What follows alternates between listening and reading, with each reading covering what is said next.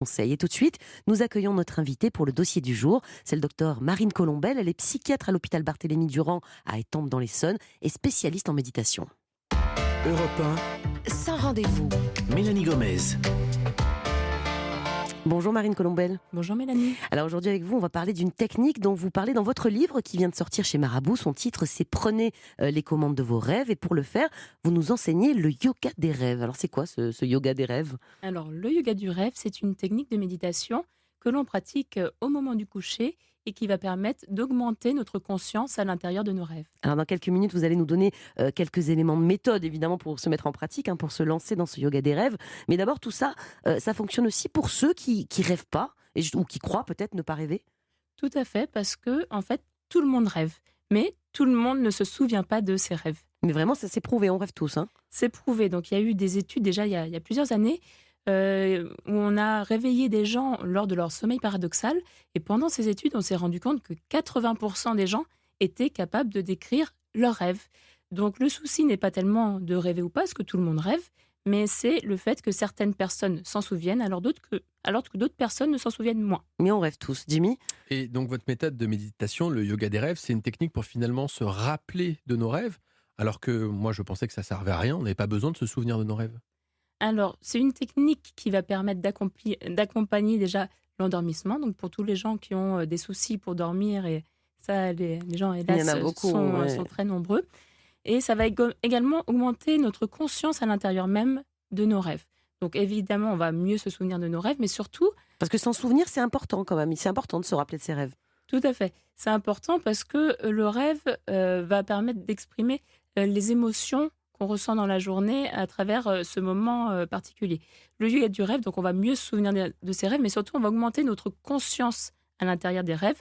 Ça veut dire que lorsque l'on rêve, on se rend compte qu'on est en train de rêver, et à ce moment-là, on peut prendre les commandes de nos rêves et faire un peu ce qu'on veut. Donc ça, on va en parler dans un instant. Mais dans votre livre, vous expliquez aussi que finalement, les enfants, en général, ils les font déjà, ces rêves bien plus lucides que nous. Mais que finalement, en grandissant, en vieillissant, on perd cette capacité à commander, à être lucide pendant la nuit, c'est ça ? Tout à fait. Chez les enfants, surtout les petits-enfants qui ont moins de 6 ans, 60% décrivent des rêves en rêve lucide, donc des rêves dans lesquels ils ont conscience de rêver, qui reviennent régulièrement. Ensuite, lorsque les enfants grandissent, ils perdent ces capacités-là. Et chez les adultes, il y a plus beaucoup de gens qui sont capables de le faire. Mais en pratiquant la méditation et en pratiquant ces techniques, on va augmenter notre conscience à l'intérieur de nos rêves. Alors, on n'en a pas terminé avec vous, docteur Colombel. Dans un instant, on va passer à la pratique, justement, de ce yoga des rêves. Vous restez avec nous. Europe 1, Dans un instant, on passe donc au concret. Notre invité va nous livrer quelques rudiments de sa méthode pour arriver à mieux se souvenir de nos rêves déjà, et surtout apprendre à les orienter même, pour faire face par exemple à nos peurs, à mieux gérer nos émotions. On vous dira tout. À tout de suite sur Europe 1. Europe 1, Mélanie Gomez. Nous sommes ensemble jusqu'à 16h pour votre nouvelle émission Santé Bien-être, une émission sans rendez-vous. Vous êtes tous les bienvenus. À mes côtés, le docteur Jimmy Mohamed et notre invité, le docteur Marine Colombel, psychiatre et spécialiste en méditation. Alors, docteur Colombel, on va passer à la pratique maintenant, c'est ce qu'on a promis à nos auditeurs. Donc, votre yoga des rêves, c'est en fait au départ une technique de méditation. Mais avant de nous apprendre à diriger nos rêves, d'abord vous allez peut-être nous expliquer comment apprendre déjà à s'en souvenir, parce que c'est ça la promesse de départ. Il faut faire quoi pour arriver à se rappeler de ses rêves ? Je crois que votre premier conseil, c'est de payer sa dette de sommeil. Et effectivement, c'est pas si compliqué de se rappeler de ses rêves. Il faut savoir que la plupart des rêves ont lieu pendant le moment paradoxal du sommeil. Et le moment paradoxal, c'est la phase du sommeil qui a tendance à être longue en fin de nuit. Donc c'est le petit matin en fait. C'est au petit matin. Parce que notre corps va toujours favoriser un sommeil profond qui va être plus réparateur au niveau du corps et de l'esprit, donc un sommeil de repos. Et tant qu'on a une dette de sommeil, tant que le corps est fatigué, on fera très peu de temps paradoxal. Donc très peu de rêves. Très peu de rêves. Donc mon premier conseil, si on veut avoir une vie onirique riche, c'est tout simplement bien dormir, peut-être faire de temps en temps des grasses matinées et payer notre dette de sommeil. Les auditeurs vont vous adorer. Elle nous conseille de faire des grasses matinées pour rêver. Vous conseillez aussi de mettre un bloc-notes sur la table de chevet, ça c'est important. Oui. Pourquoi ? Ou quelque chose pour se rappeler de ses rêves. Donc ça peut être aussi un smartphone où on va enregistrer quelques mots sur notre rêve. Tout simplement parce que si on commence à faire des activités après s'être réveillé, comme aller prendre le petit déjeuner, aller faire la toilette, le rêve n'a pas le temps de s'encoder et il disparaît. Donc, pour éviter ça, généralement, les gens se rappellent, comme je disais, 80% des gens se rappellent au moment du réveil qu'ils ont rêvé. Donc, avant de vous lever, vous prenez un stylo et un petit bloc-notes et vous notez quelques mots simplement sur votre rêve. Et vous verrez que si vous reprenez le bloc-notes quelques heures plus tard, le rêve va revenir et vous allez vous en souvenir. Jimmy ? Et vous dites aussi qu'il faut se mettre en condition et répéter une phrase en boucle. Moi, avant de venir, je dis toujours « je vais réussir l'émission avec Mélanie ». Ça marche pas Pas toujours, tous les jours, mais non, parfois ça c'est marche. plutôt très Mais bien. donc, il y a quelque chose à faire le soir avant de dormir. Il faut répéter une phrase. Oui, Jimmy. Donc, il faut savoir qu'au moment de s'endormir, donc en médecine, on appelle ça la période hypnagogique. C'est une période de conscience très particulière où on est entre le rêve et l'éveil. On n'est pas tout à fait dans le sommeil, mais on est en entre-deux. Et c'est une période où notre cerveau est particulièrement suggestible. Ça veut dire qu'il va écouter les suggestions qu'on lui fait. Avant de se coucher, comme ça, là, on est Juste avant de se coucher, En avant général, de on dormir. rumine avant de dormir. Oui, hein. alors là, on va est plutôt, ruminer quoi ? On dit quoi comme phrase, par exemple ? Une phrase qui est importante pour nous. Donc, ça peut être je veux me rappeler de mon rêve. Juste ça, on se le Ça peut répète être en boucle. simplement ça. Je veux me rappeler mes rêves, je veux me rappeler mes rêves. On a tous ouais. ces souvenirs-là, quand on est enfant, d'avoir lu un poème avant de se coucher pour mieux retenir. Oui. Et par miracle, quand on se réveille le lendemain matin, le poème, on le sait quasiment par cœur. Pourtant, on l'a lu qu'une seule fois. Parce qu'on a utilisé cette capacité de notre cerveau de retenir juste au moment de l'endormissement. Donc, ça a l'air tout à fait anodin comme technique, mais ça marche extrêmement bien. Répétez-vous une phrase importante pour vous juste avant de vous endormir. Et cette phrase va profondément s'inscrire dans votre inconscient. Mais vous avez entièrement raison, parce que j'ai un fils de 2 ans et demi, 3 ans, et je lui répète, alors je ne veux pas dire laquelle, une phrase tous les soirs assez compliquée, et en fait il l'a retenue très vite. Mais c'est juste avant de dormir, et maintenant que vous le dites, en fait on percute, Il s'en c'est rappelle. qu'il s'en rappelle, mais parce que je lui ai dit à ce moment-là, j'aurais C'est pu un lui dire moment le clé. matin, l'après-midi, il ne l'aurait jamais retenu, mais là à 2 ans et demi, il a tout retenu, mais Juste finalement, avant de coucher, c'est c'est votre ça. technique, en fait ça marche. Donc, il faut, on va se rappeler de nos rêves. Ouais, il faut juste se dire ça, et Et puis on si s'en rappelle. je vais me payer moins d'impôts, est-ce que ça marche ça aussi? Non, Ça marche ça moins. marche pas. Alors, donc, je vais me rappeler de mes rêves. On se dit cette phrase en boucle avant de se coucher. Puis, vous conseillez aussi parfois de mettre un objet symbolique sur la table de chevet. Pourquoi faire ? Tout à fait, parce que comme la période hypnagogique où on s'endort, où on est dans un état de conscience particulier, le moment du réveil est également un état de conscience particulier. On n'est pas complètement réveillé et on peut simplement oublier qu'il faut se rappeler de son rêve. Donc pour ça, on peut mettre un petit post-it en se marquant la Rêve. consigne de rêve, par exemple, ou un petit objet devant nous qu'on va voir dès qu'on ouvre les yeux pour se rappeler qu'il faut se rappeler de ses rêves. Et ça marche. Et Et vous, ça ça a marche. marché en consultation. Ça, vous aviez des dormeurs qui s'en rappelaient jamais de leurs rêves et qui ont utilisé ces méthodes. Et aujourd'hui, ils s'en rappellent. Ça marche vraiment ? Effectivement, et ça marche même chez les sceptiques. Ça veut dire qu'il n'y a pas besoin d'y croire pour que ça marche. Le simple fait de faire la technique va augmenter de toute façon la qualité au niveau des rêves et surtout du souvenir des rêves. Mais je suis sûre qu'on a plein d'auditeurs qui vont tester toutes ces petites choses-là, qui ne se rappellent pas de leurs rêves et qui vont s'en rappeler dorénavant grâce à vous. Alors ensuite, on va passer justement à la phase suivante, comment devenir acteur de sa vie onirique et à votre méthode, donc le yoga des rêves. Je crois que le secret pour débuter, c'est la méditation. Oui, tout à fait. Donc le yoga des rêves, c'est une méthode qui est traditionnelle, qui vient du Tibet, qui vient du nord de l'Inde, qui a 1000 ans à peu près. Enfin, les premiers textes ont 1000 ans, peut-être que la technique est encore plus ancienne. Mais c'est une technique qui est assez intéressante parce qu'en fait, elle permet de découvrir des choses qu'on redécouvre, nous, actuellement, avec les neurosciences modernes au niveau des états de conscience. Donc, qu'est-ce que c'est que le yoga du rêve ? Le yoga du rêve, c'est apprendre à augmenter sa conscience la journée, mais également la nuit, et la nuit pendant les rêves. Donc, lorsqu'on est en train de rêver, s'apercevoir que nous sommes en train de rêver. Et le fait de s'apercevoir que l'on est dans un rêve, ça ouvre des possibilités immenses pour la personne parce qu'on comprend qu'on peut modifier par nous-mêmes ce rêve. Et tout ça, c'est effectivement donc le contrôle derrière de nos rêves et devenir acteur de ces rêves. C'est la promesse de votre livre. Alors vous restez avec nous, Dr Colombel. On va continuer dans un instant à parler de nos rêves et de votre méthode pour apprendre à les diriger. On n'en a pas terminé. Dans un instant, donc, on va parler de ce yoga des rêves, comment le mettre en pratique chez vous pour arriver à contrôler vos rêves. Vous allez voir, c'est très utile et ça permet, par exemple, de régler des blocages, des peurs. En les affrontant la nuit, on apaise sa vie réelle. Restez avec nous sur Europe 1. Mélanie Gomez vous reçoit sans rendez-vous sur Europe 1.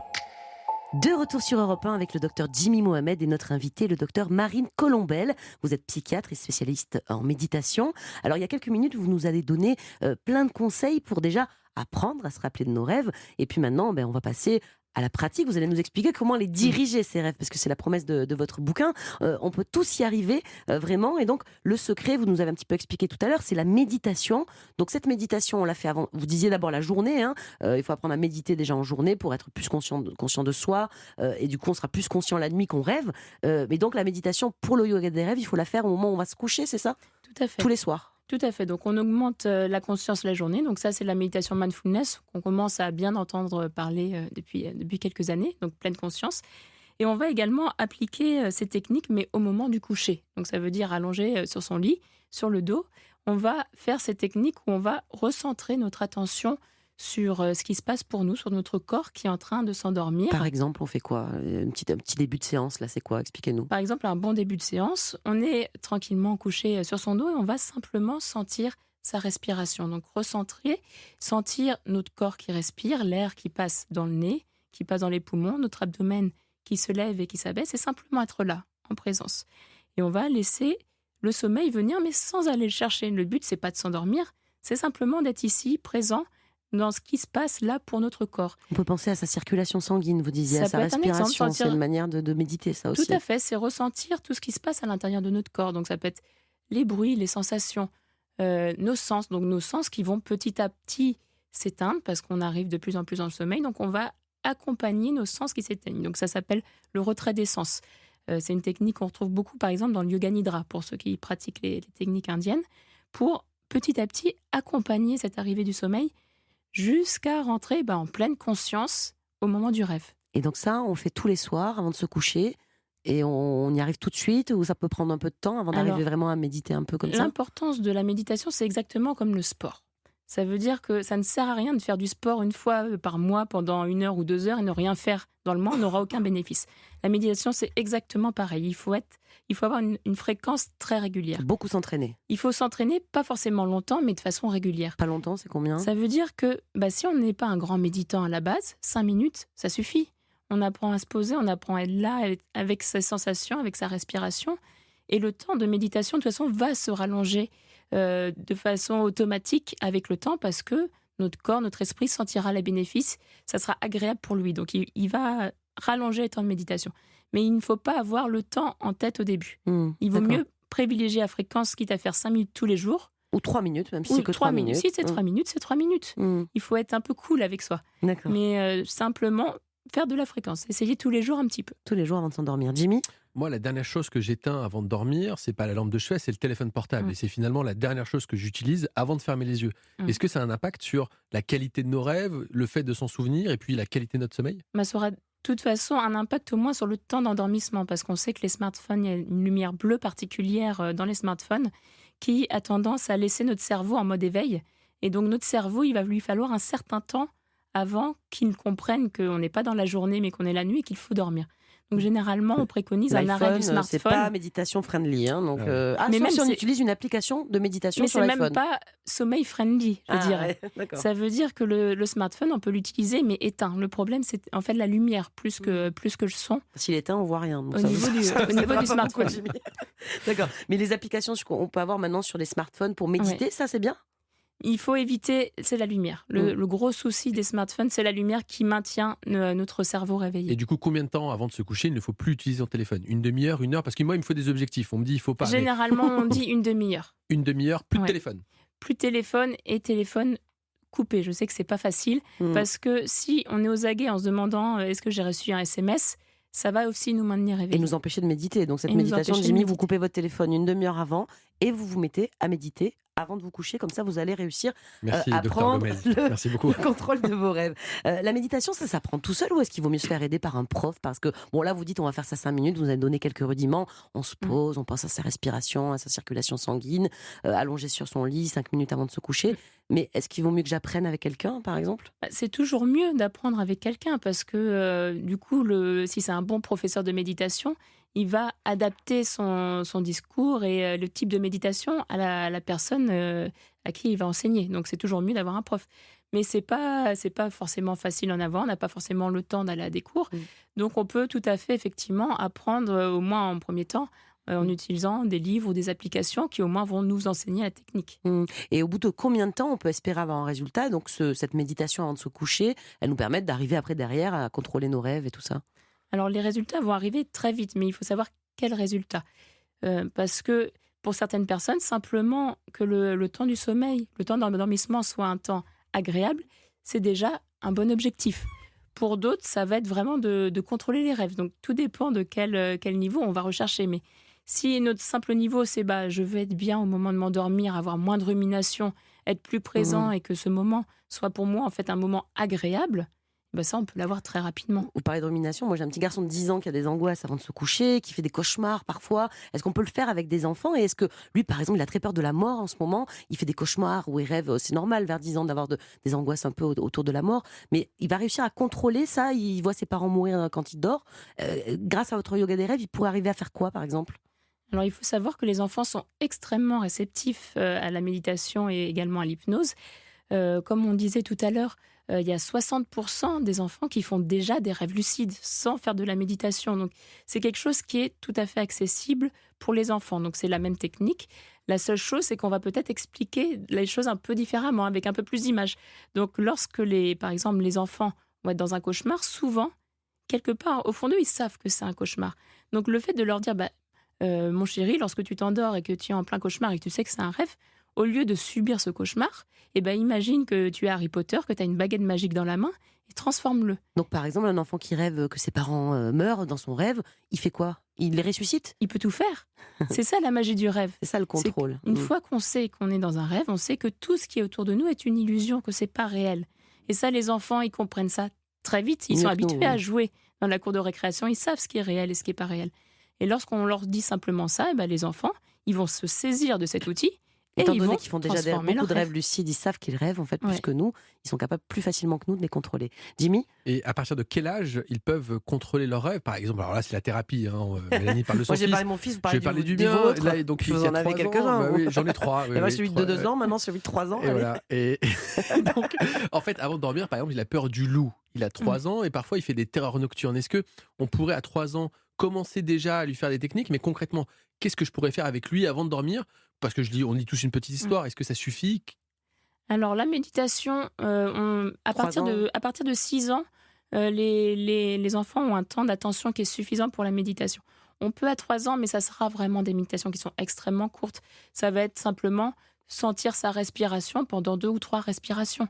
Ça sera déjà un début. De la mini-méditation. Ça sera de la mini-méditation. Oui, voilà, ça me va très bien. De quelques secondes, mais si l'enfant, ça lui fait du bien, il va se saisir. C'est un âge où les enfants sont des vraies éponges. Ça veut dire que tout ce qui est bon pour eux, ils vont l'apprendre très vite et ils vont le reproduire.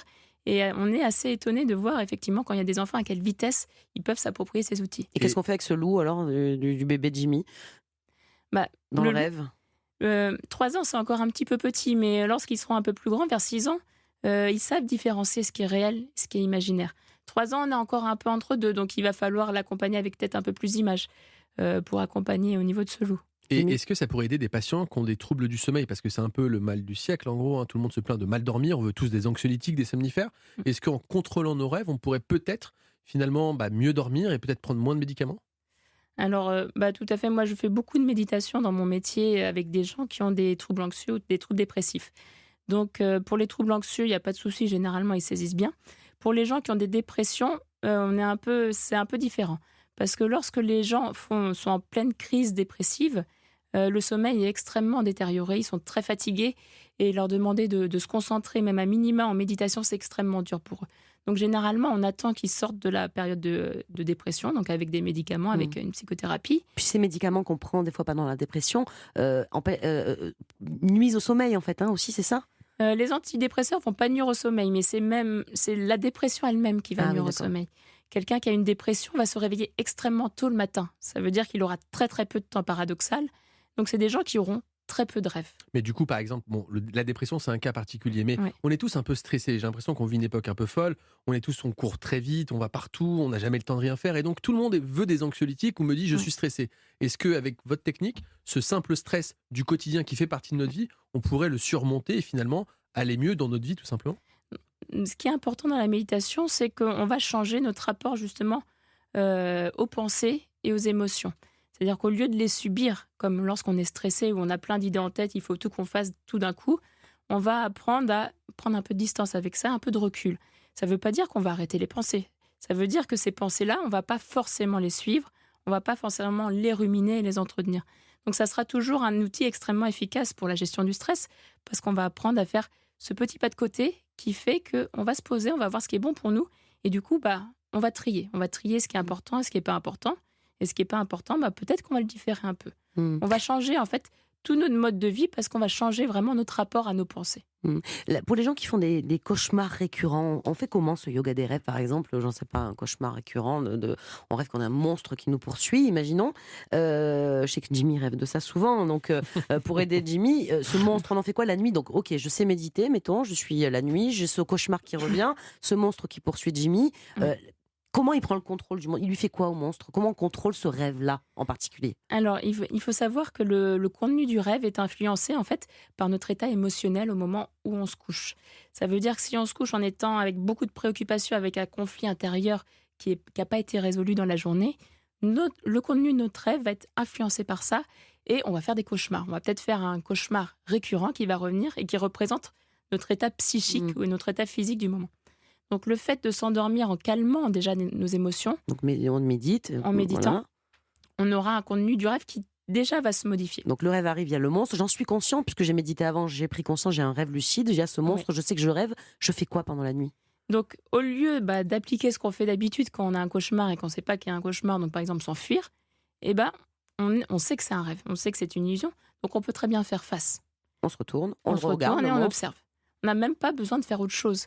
Le simple fait de faire ça, d'observer notre peur, d'observer les images qui apparaissent en face, Et dans un milieu sécurisé, puisque Dans la un milieu nuit, sécurisé. tout est faux. et en sachant que c'est une illusion, que c'est pas réel, qu'il n'y a pas de conséquences, ça va calmer nos émotions et on va apprendre à s'exposer à ce cauchemar ou à s'exposer à cette peur. Donc c'est une technique qui peut être très efficace. Par exemple, je pense aux personnes qui souffrent de stress post-traumatique, de PTSD, où ils ont souvent des flashbacks ou des cauchemars un peu D'agression, récurrents. ouais, d'accord. Et là, on peut régler ça aussi. C'est en fait, le Soul Yoga, il permet de régler des situations la nuit, dans un milieu sécurisé, pour mieux les affronter le jour, c'est ça?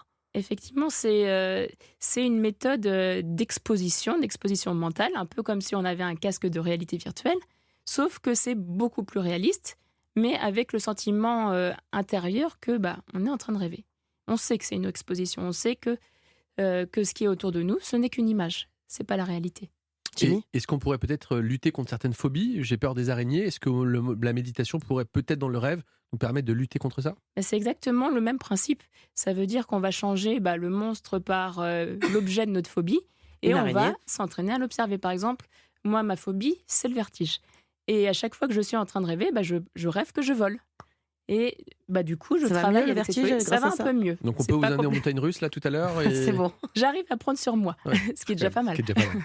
Merci beaucoup, Marine Corombel, d'être venue sur notre plateau. Je rappelle Merci. le titre de votre livre, Prenez les commandes de vos rêves, chez Marabout. Grâce à vous, on en sait plus sur l'importance de se rappeler de nos rêves déjà, et puis sur comment apprendre à les contrôler pour régler donc des problèmes, le vertige, des phobies qu'on peut avoir dans la vie réelle. Merci encore. Merci.